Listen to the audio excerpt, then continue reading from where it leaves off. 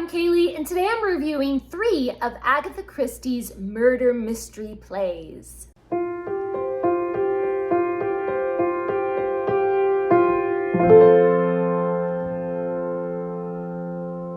Agatha Christie wrote quite a lot of plays. I think it's like 12, 16, something. It's a lot. And of course, I've been reading a whole bunch of them for the 30 Books in 30 Days readathon in September. And so now I want to talk to you about 3 of those. If you haven't already, please do subscribe to this channel and give this video a big thumbs up if you love the theater, or if you love Agatha Christie.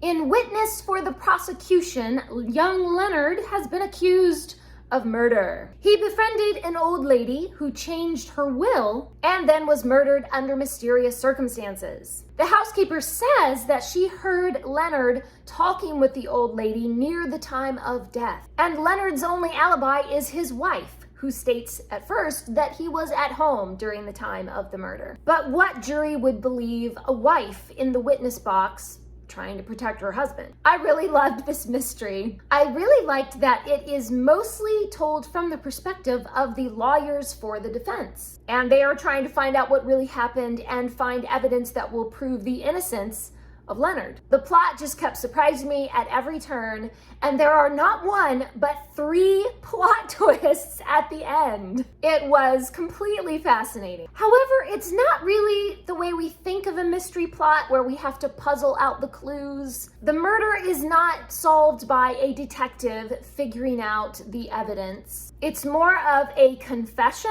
that reveals the truth. I guess it's probably that confession is like more dramatic on stage, but for myself, I kind of prefer more of the clues and the puzzle aspect. All the characters are really interesting, but the 2 most fascinating characters are Leonard and his wife. They are quite mysterious during the whole play. I was just trying to figure out, what is their relationship really like? Do they really love each other or not? The whole plot really hinges on that one point. Do Leonard and his wife love each other or not? And it was just so fascinating to see it all unravel and all these different aspects of their relationship play out. I gave this play 4 stars. I also read Verdict. Professor Hendrick's wife is an invalid. Mrs. Hendrick's cousin, Lisa, lives with them and acts as a sort of all-around nurse and companion to Mrs. Hendrick. But when Mrs. Hendrick is found dead, poisoned by an overdose of her heart medication, it is Lisa who comes under suspicion. Professor Hendrick's own ideals of morality and mercy get him into trouble, since he refuses to report something that he knows about the murder. Again, I really don't think this one can be called a mystery the way I think of it, with like clues and evidence and stuff, since the audience knows immediately who did the murder, because the murder happens right on stage and you see the murder happen and you see who the murderer is, and so you already know. And then just like another scene later, the murderer confesses to another character, and then that character tells a bunch of the other characters, so literally everyone knows who the murderer is except for the police. This is more of a drama and sort of a weird love story rather than so much of a mystery. And I suppose that does make sense on stage. You know, you want more drama on stage rather than the little nitpicky clues that you would find in a mystery novel. Maybe it just doesn't translate as well when you're reading the play versus actually seeing it acted out on stage. I just know that when I go into an Agatha Christie mystery, what I'm looking for is the puzzle, the clues, the red herrings,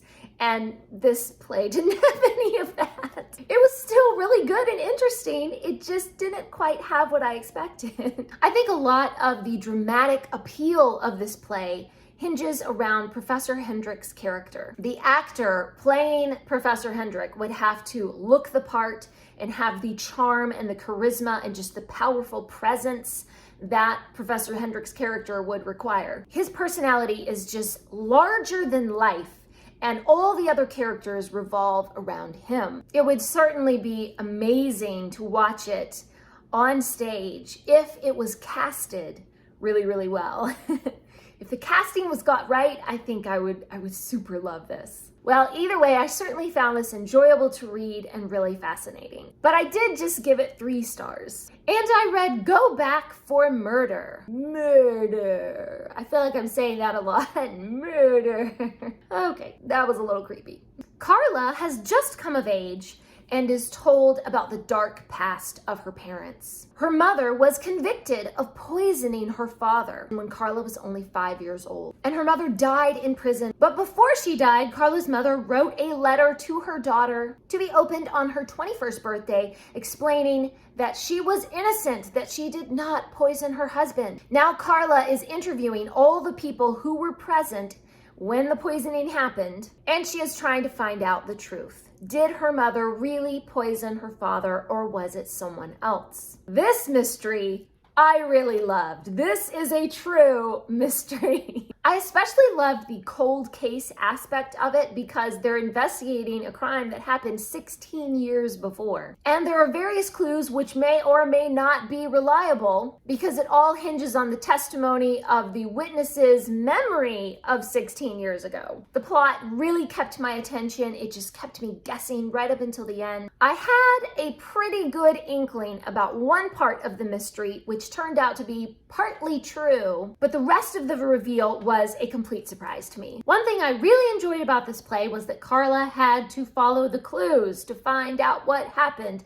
There was that puzzle aspect that I love so much. The characters all have really interesting personalities. They are all so varied and different. It was fascinating to see how these different personalities interacted. Carla herself is a powerful main character. It was amazing to see how everyone around her reacted to her presence. She is definitely a complex person with this fierce determination to know the truth. The dialogue is really excellent. I mean, it just pulls you into every conversation. And there's kind of this emotional appeal in every scene that really makes you care about what happens to the characters. And I felt like there was the setting and the atmosphere in every scene really created a lot of tension as well. I think this one would just be incredible to watch in a theater, and I gave it 5 stars. This was by far my favorite Agatha Christie play that I read in September. Please leave me a comment and let me know what is one of your favorite Agatha Christie books or plays. Thanks for watching. Please subscribe, and remember, the right book in the right hands at the right time can change the world.